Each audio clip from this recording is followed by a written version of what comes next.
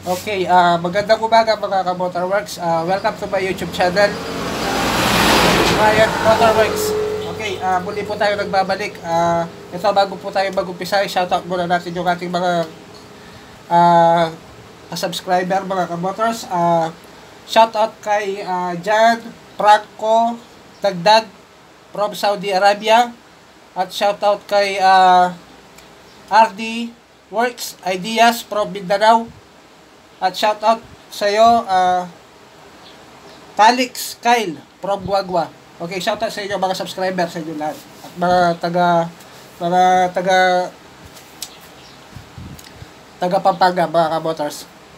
Sa Fernando, Pampanga. Shoutout sa inyo lahat. Okay, ito, mag-uumpisa na po tayo mga ka-Motors. Ito po isang copy racer.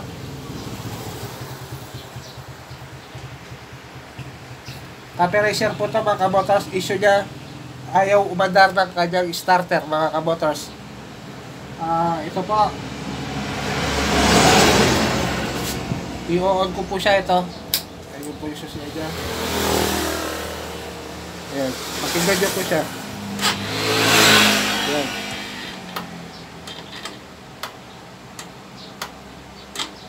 Kapitik lang po siya. Ayan. Ayan. Okay. Yan.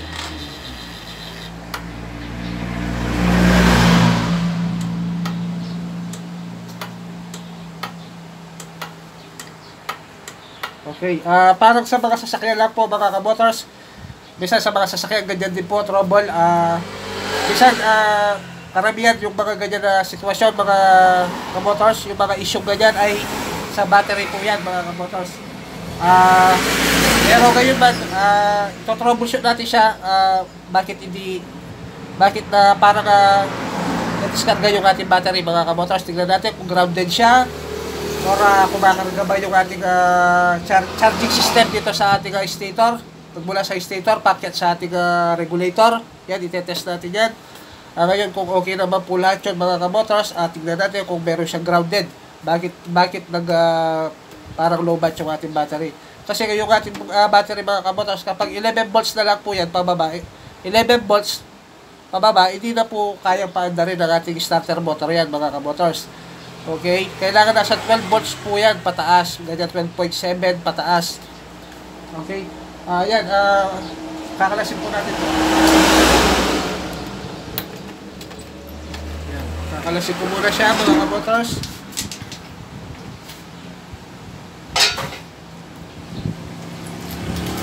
Ayan po yung battery niya. Pagkatapos, tatagalin din po natin yung kanyang upuan para yung kanyang regulator ay ma-test din natin kung mayroon siyang voltahe na nilalabas papunta sa ating battery mga ka-Motors. Pwede lang po kadali. Mag-uumpisa po tayo dito sa kanyang regulator. Paakyat po sa mag-uumpisa po tayo sa stator, paakyat po sa ating regulator mga ka-Motors.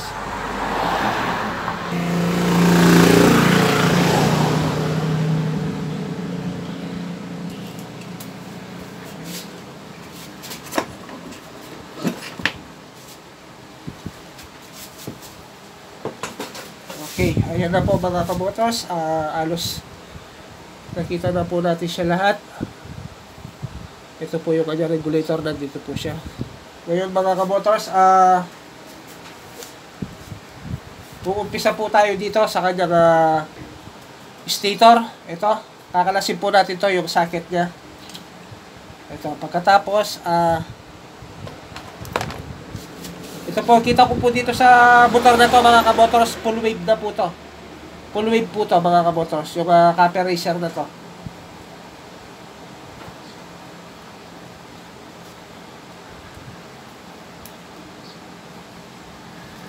Kakalasin po natin yung dalawang itim dito, black wire.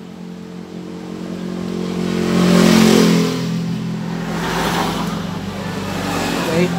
Okay, ito lamang po dalawang black wire yung kailangan natin dito mga ka-Motors. Dahil ito po yung nagaling sa ating stator mga ka-Motors, sa ating charging system. Okay? Itong blue na to, ito yung sa ating pulsar at ito ground mga ka-Motors. Ground lang po itong isa. Yung green and white na to. Yung blue at white sa pulsar po yan. Okay, mga kabotors, ang pag-test po dito mga kabotors, ituturo ko po sa inyo. Kailangan po muna natin siya paandarin mga kabotors.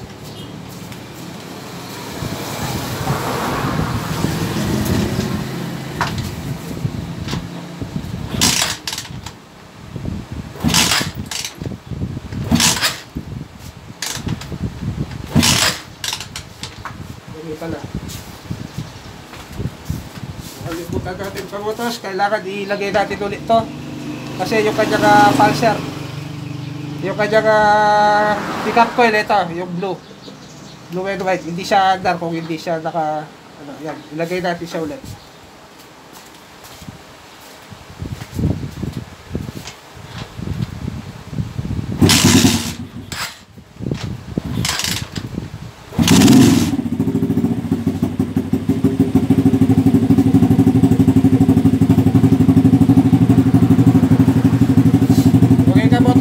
Gamit ko yung test light. Ating ground. Tignan natin kung upwave siya. Yan. Yan. Ibig sabihin mga ka-motors, hindi po siya upwave. Dito tayo magte-test. Ito clip na to. Ilagay natin dito sa isa. Yung color black. Yan, yung black and white. Ito yung black color black wire. Tapos yung isang black, doon din natin ilalagay ito. Kailangan iinaw siya. Yan. Kabila naman. Ito naman kulay black na naman ito. Yan. Tapos ito naman.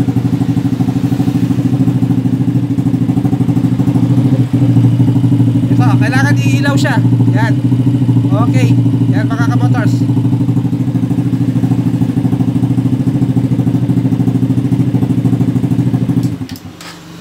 Yan mga ka-motors. Ibig sabihin po, full wave po itong motor na to. Ngayon, maayos naman po yung kanyang charging system. Yung ating stator, yung nilalabas niya current sa ating stator, maayos naman, papunta sa ating regulator. Ngayon, itetest natin yung kanyang regulator mga ka-motors. Okay? Isosoli na po natin to. Ganyan lamang po siya kadali. Yan mga ka-motors, na ibalik ko na po yung ating wire, yung dalawang black and wire sa ating stator. Ngayon, pagsasamahin na po natin sila. Yan.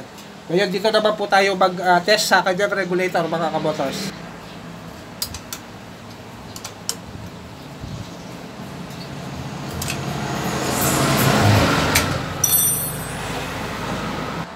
Okay ka-motors, huwag nyo na pong kakalasin to. Ano pala to, solenoid to. Dito tayo, baka nasa ilalim ng tangki yung kanyang regulator. Mga ka-motors, ayan po yung kanyang regulator.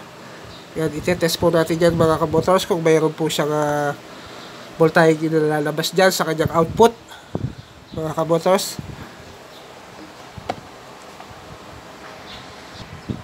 Yan mga ka-motors, ito po yung socket ng ating regulator. Kailangan po natin kalasin ito, yung dalawang puti. Itetest natin yan mga ka-motors kasi kailangan itetest mo yan mga ka-motors yung ating test light. Naka-clip yung isa. Kasi floated na po to. Kasi floated po yung ground dito mga ka-motors. Dahil naka-full wave na po siya.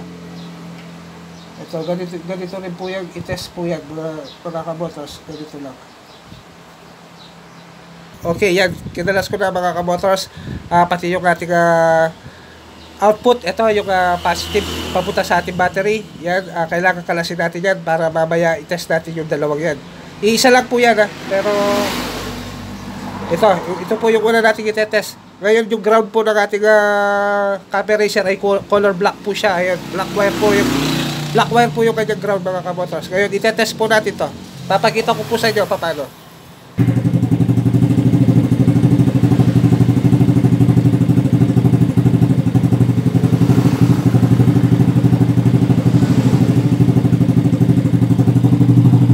Ka-motors, kinlip ko po yung isa, dapat iilaw siya, yan. Okay, sa kabila naman dapat iilaw siya, yan. Okay,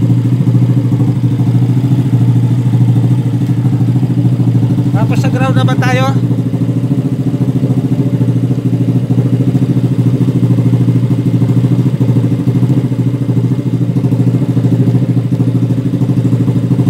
Ito sa black and white. Solid na black. Ito po yung ground niya. Yan, may supply naman po sa ground. Okay. Yan mga kabotos, nakita nyo po paano natin siya kines. Same process lang po sila nung, dito sa stator, yung sa socket niya. Parehas lang po yung pag-test natin dito mga kabotos. Kung may test light ka, ganun yung gagawin mo. Ngayon kung wala, mano-mano lang, ganitong gawin mo mga kabotos kung mano-mano lang. Wire na ganito, ipasok mo dito sa positive, negative. Ito, negative to yung black wire na to. Negative ng copper eraser yan. O ipasok mo dyan. Pagkatapos, pagsamahin mo sila, itong wire na white. Ito. Pag nagsama na po yan, kailangan i-spark natin yung kulay isa. Yung isang kasama niyang white. Ito, kailangan i-spark natin itong isa. Ito. Kailangan mag-i-spark na malakas yan, kabotos. I-spark siya. Okay, tingnan mo, ganito. Pagkatapos nito, mga kabotos, halimbawa, nag-spark na to. Yung isa naman, i-spark mo rin, meron din. Ibig sabihin, good po siya, mga kabotos. Ayos po siya. Kung wala kang test light, ganun po yung gagawin nyo, mga kabotos.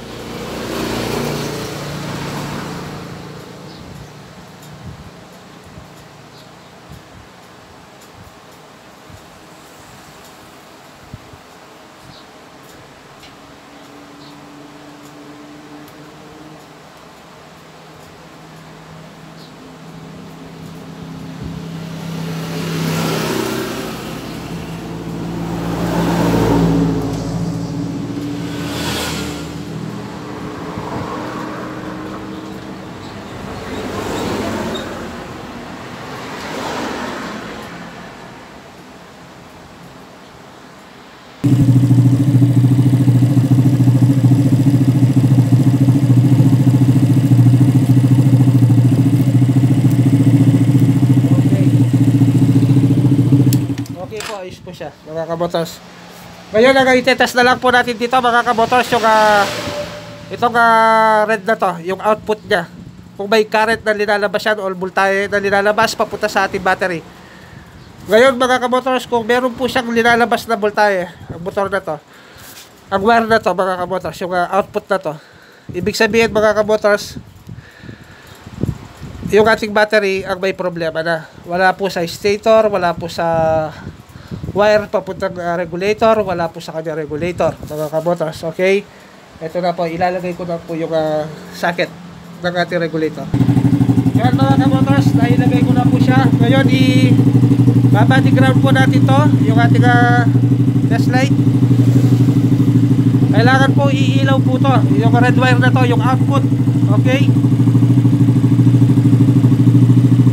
yan kabotos. Nailaw po sila, yan.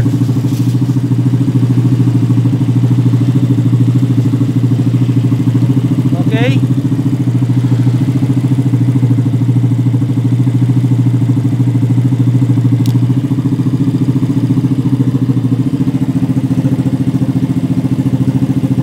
Yan, ibig sabihin mga kabotors, maayos po yung ating stator at yung ating regulator.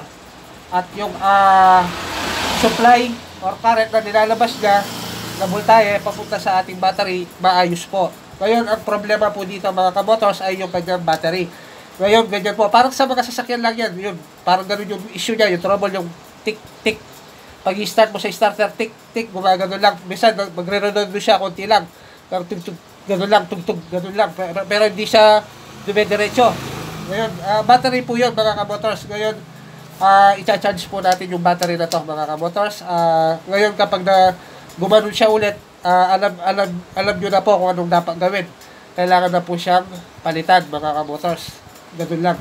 Kung may tubig naman po yung kanyang battery at bagong karga naman po siya, Tapos gumano siya, mga ilang araw, gumano siya ulit. Ibig sabihin, battery na po yung may problema doon. Wala po sa stator at regulator yon, mga ka-motors. Ganyan po talaga yan, mga ka-motors. Okay? Ikakargahin ko muna yan, mga ka-motors. At minsan, mga ka-motors, kapag na-under na po siya sa kick start, umandar siya, pag pinatay mo yung kick start, ay pinatay mo yung engine, tapos hindi mo sa starter, under na siya, dahil kumarga na siya ulit, mga ka-motors. Ngayon, gagawin pa po natin siya. Ang ituturo ko pa po sa inyo, baka po may grounded to. Ituturo ko po paano i-trace kung may grounded siya, mga ka-motors. Okay, babalik ko lamang po yung output ng ating regulator, mga ka-motors. Yan, mga ka-motors, na ibalik ko na po lahat yung wire ng ating socket regulator. Okay, okay na po yan. O yan, ka-motors, bali tapos na po tayo dun sa pag-test ng ating regulator at ng ating stator at ng ating regulator, mga ka-motors. Maayos po lahat. Ngayon, ka-motors, tuturo ko naman po kung grounded po siya. Kung grounded po yung ating motor. Sa pamamagitan dito, aalisin lang po natin ito, mga ka-motors. Yung isang terminal ng ating battery. Yan. Ngayon, ka-motors, ayan, ilalagay po natin to, yung isang terminal na to, mga ka-motors. Yan, yan.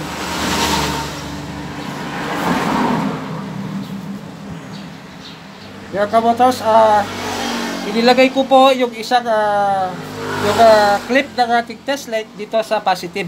Ayun. At pagkatapos ito, ilalagay natin dito sa inalis nating positive terminal. Ito.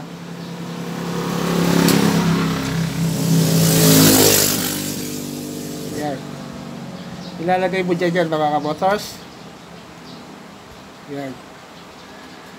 Kailangan kapag naka-off siya, hindi siya iilaw, mga ka-motors. Pero kapag in-on mo siya, mga ka-motors, yan, mga ka-motors, kapag naka-off siya, wala siyang ilaw. Pag in-on mo yung engine niya, yung ignition switch niya, kailangan kapag in-on mo yan, magkakaroon siya ng supply, mga ka-motors. Sandali. Yan, ka-motors. Ayan, nakikita nyo po yung ilaw niya, ka-motors.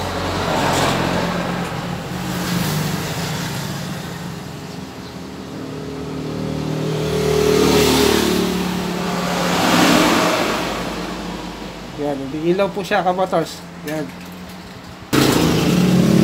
Ayan, ayan. Napatayin ko po siya. Ayan. I-on ko siya ulit. Ayan. Okay. Papatayin ko siya ulit. Yan. On. O, kapag in-on mo, doon siya magkakasupply, mga ka-motors, at magkakaroon ng voltahe. Kailangan kapag naka-off siya, hindi siya iilaw, mga ka-motors. Ibig sabihin, kapag naka-off yung ating ignition switch, tapos umilaw siya, ibig sabihin, grounded po siya, mga ka-motors. Okay, kaya nalolobatan tayo. O, ngayon, maayos po lahat, mga ka-motors, ha. Maayos po lahat, yung pag-test natin ng stator at regulator, maayos, walang sira. Okay, yung pag-test natin dito sa ating battery, na kung meron siyang grounded o shortage o ano pa man, okay, maayos, wala siyang grounded. Ngayon, kung sakaling mayroon siyang grounded, mga ka-motors, yung mga socket ng ating mga, dito sa ating headlight, yun, tanggalin nyo lamang po yung mga ka-motors, isa-isa. Tapos makikita nyo po, mga ka-motors, mamamatay yung ilaw ng ating test light. Ibig sabihin, dun po yung may grounded. Yun po yung ayusin nyo. Baka may nag-loose connection lang o may nadikit na wire, ganun, mga ka-motors. Okay? Kailangan bago nyo bunutan yung nakalagay po to. Kasi naka-off, umiilaw. Ibig sabihin doon, grounded po siya. O, bunutin nyo po yung mga socket doon, pati sa taillight, lahat. Pati yung sa ignition, dito sa ating headlight, ganyan, alisin nyo lang po yung mga socket niya. Isa-isa, para matrace nyo. Ganun lang po kadali, mga ka-motors. Ngayon po, ikakargahin ko lamang po ito, mga ka-motors, para mapandar ko siya sa starter, mga ka-motors.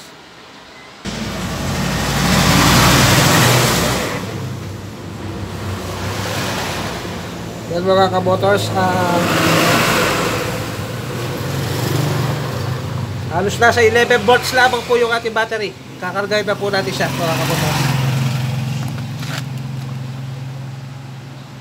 Ayan kamotors, dinagdagan ko po siya ng konting tubig ng battery.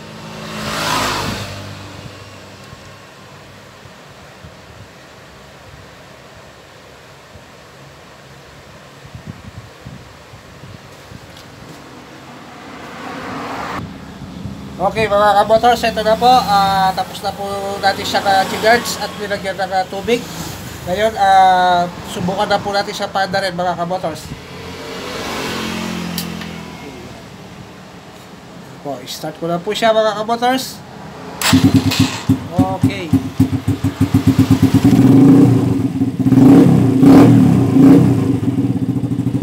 Sama. Start.